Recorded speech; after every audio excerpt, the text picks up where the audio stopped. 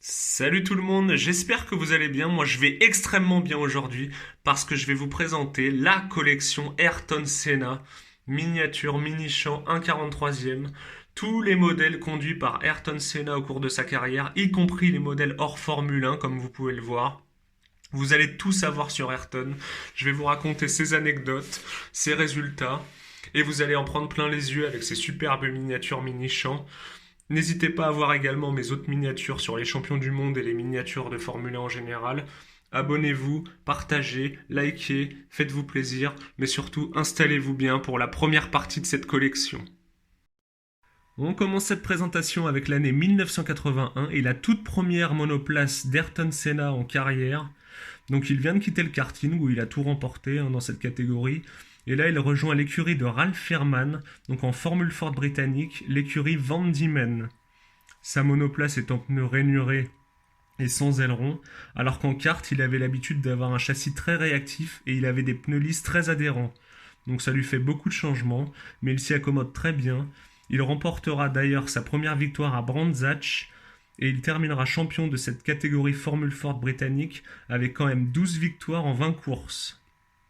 Il gagnera également le championnat toujours en Formule Ford britannique l'année suivante en 1982. Et là, on peut voir du coup la monoplace superbe livrée jaune et noir. Numéro 42, le tout premier numéro en monoplace. Et c'est l'édition 43, numéro 19 de cette collection. Donc pneu rainuré, sans aileron. Voilà, vous avez la toute première monoplace d'Ayrton Senna en carrière.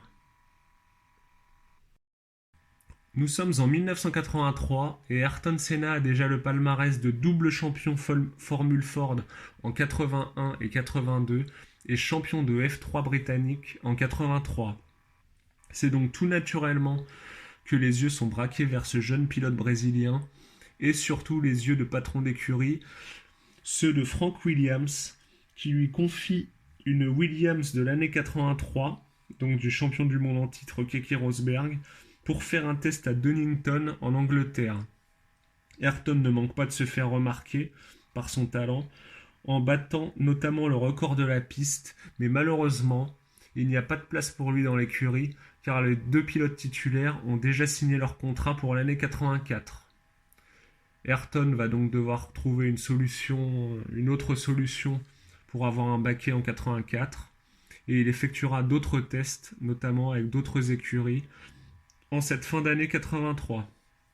Donc là, on a l'édition 43, numéro 16, et Ayrton dans la voiture championne du monde en titre numéro 1 de Keke Rosberg.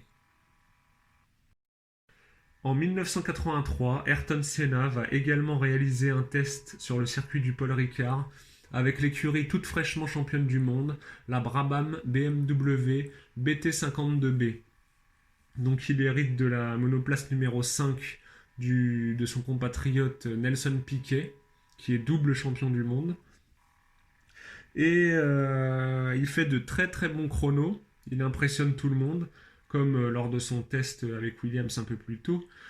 Mais le sponsor Parmalat va s'opposer à l'arrivée du Brésilien dans l'écurie, tout comme d'ailleurs Nelson Piquet, qui ne voit pas d'un bon œil l'arrivée de ce jeune prodige qui pourrait lui faire de l'ombre dans l'écurie.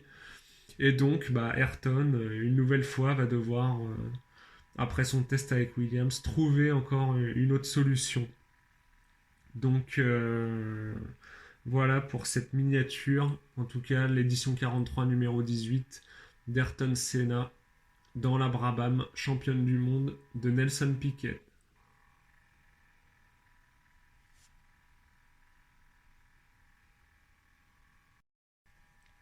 À noter que Senna fera également encore un nouveau test très remarqué en 1984, donc le troisième, donc cette fois avec McLaren, et il tapera dans l'œil de Ron Dennis, mais pareil, qui ne pourra pas le recruter pour cette saison.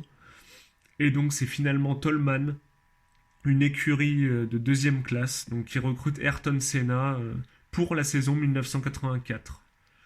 Alors le Brésilien commence la saison avec ce châssis Toleman TG 183B Art Turbo. Pour les 3 premières courses, il fait un abandon et 2 6e places, donc ce qui est très honorable pour des débuts en Formule 1. Le manufacturier pour les 3 premières courses, c'est Pirelli, mais ça deviendra Michelin à partir du 4e Grand Prix. Donc voilà, on a la Toleman 183B, donc qui participe aux 3 premières courses du championnat 84.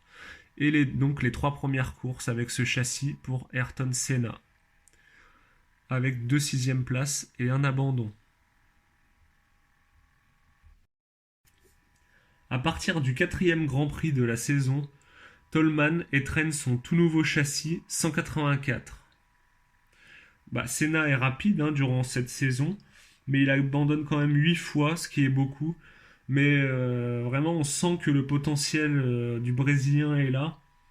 D'ailleurs, il réalisera 2 podiums en cette année 84 à Monaco et en Grande-Bretagne, ce qui laisse entrevoir de très belles choses pour l'avenir. Donc là, on a une Toleman à pneus rainurés avec les sponsors Candy, Segafredo, voilà, Senna qui a le numéro 19 en cette saison. La livrée blanche et bleue, donc un petit peu moins de rouge que sur la livrée précédente des 3 premiers Grands Prix. Et donc une très belle saison réalisée par Ayrton. Mais là déjà, en cette saison, il commence déjà à être très convoité toujours par les autres écuries. Mais on va voir qu'une équipe va tirer son épingle du jeu en fin de saison. Alors voici la dernière Toleman que va conduire Ayrton Senna en 84. Donc c'est le même châssis qu'en début de saison, mais la livrée est différente. Donc une livrée, on peut trouver que c'est beau, que c'est moche, ça dépend des goûts. Mais avec des rayures blanches et bleues et toujours, enfin blanches et rouges et avec toujours une petite touche de bleu dessus. Donc là nous sommes au Portugal pour le dernier Grand Prix de la saison. Senna veut finir sur une bonne note et il arrive à terminer sur le podium à la 3e place. Donc il finira cette année, cette première saison en Formule 1 à la 9e place du championnat avec un total de 13 points. Donc c'est une très bonne saison pour le Brésilien pour des débuts.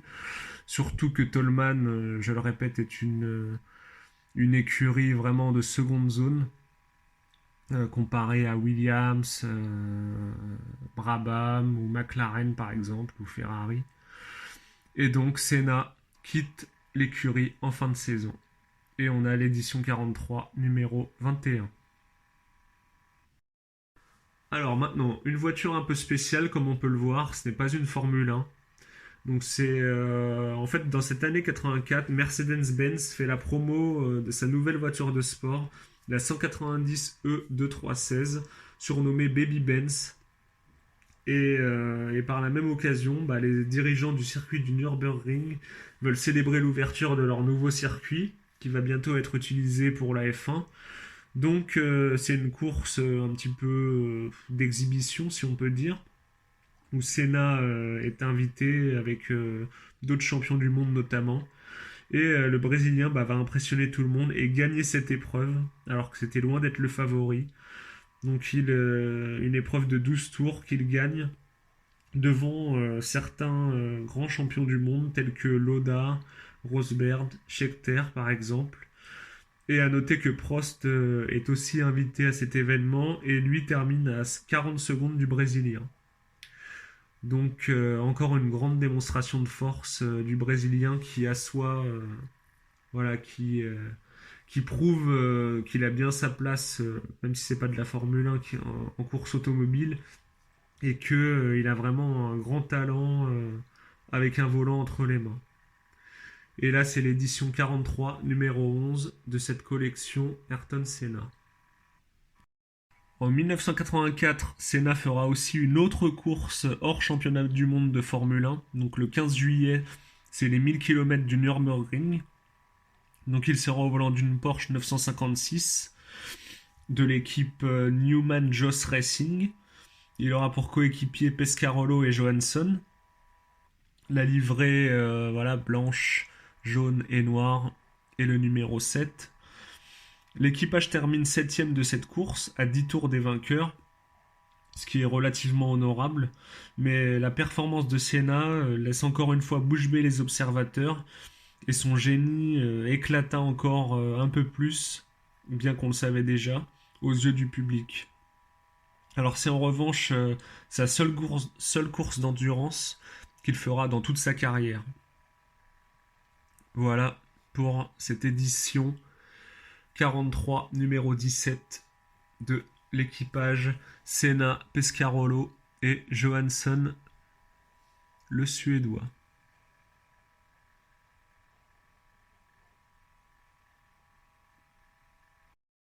En 1985, donc Senna a quitté Toleman pour une équipe plus cotée.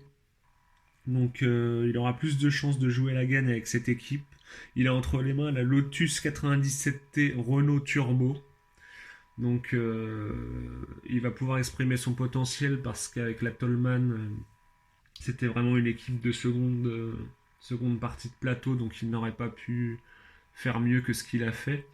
Et là, il va réaliser de très belles performances dans une équipe quasi top team.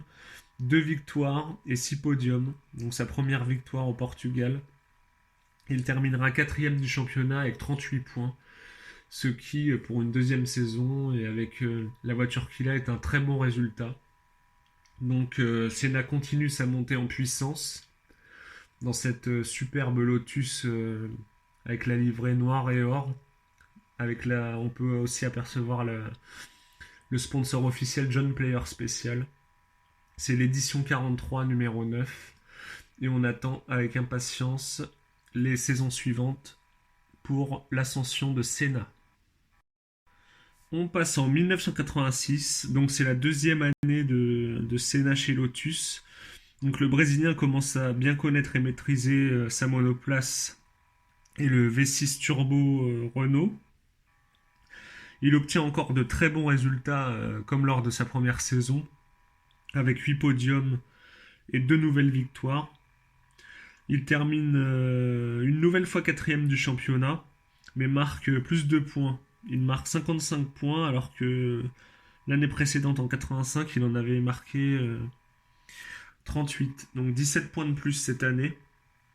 L'écurie est toujours propulsée par un moteur Renault. Et le manufacturier pneumatique, c'est toujours Goodyear comme l'année précédente. Donc là, c'est la Lotus 98T Renault Turbo. Donc une voiture qui a un petit peu évolué, mais pas énormément. Mais voilà, le Brésilien se montre toujours aussi véloce et à l'aise au volant de cette voiture. Et la monoplace, c'est l'édition 43, numéro 12. On termine cette première partie de présentation de carrière d'Ayrton Senna avec l'année 1987. Donc toujours la Lotus 99T équipée de pneus Goodyear. Par contre, le moteur change. On passe du moteur Renault au moteur Honda. Et la livrée change également. On passe de la livrée John Player Special noir et or à une livrée toute jaune et écrit en bleu le sponsor titre de tabac Camel. C'est toujours un sponsor de tabac. Senna obtiendra le même nombre de podiums et de victoires qu'en 86, 8 podiums pour 2 victoires. Donc il nous montre qu'il est toujours aussi régulier, que malgré le changement de châssis et de moteur, voilà, il a réussi à bien s'adapter à ce nouveau moteur et à ce nouveau châssis. Donc on a un Senna toujours plus fort, puisque maintenant il est troisième du championnat avec 57 points, 2 points de plus que par rapport à 1986. Donc voilà, un Senna qu'on verra en deuxième partie de présentation, qui est toujours aussi affûté et toujours aussi affamé de victoire et de titre. Et on verra que, voilà, après cette première partie d'apprentissage, dans la deuxième partie, il va vraiment s'étoffer et remporter ses titres de champion du monde. Et il quittera Lotus également à la fin de cette saison 1987 pour, comme vous le savez, rejoindre la prestigieuse écurie McLaren. Mais ça, on verra ça au prochain numéro. Voilà pour cette première partie de présentation de la carrière d'Ayrton Senna en miniature. J'espère que ça vous plaît. Dites-moi ce que vous en pensez, laissez-moi des commentaires. Si vous avez aimé, des petits pouces, un abonnement, un partage, voilà, ça fait toujours plaisir. Et puis, on continue aussi la collection Champion du Monde, la suite va arriver. Et puis aussi d'autres voitures emblématiques, enfin voilà, beaucoup de contenu toujours à venir. Donc, gardez un œil sur la suite. Et puis moi, je vous dis à bientôt et prenez soin de vous. Ciao!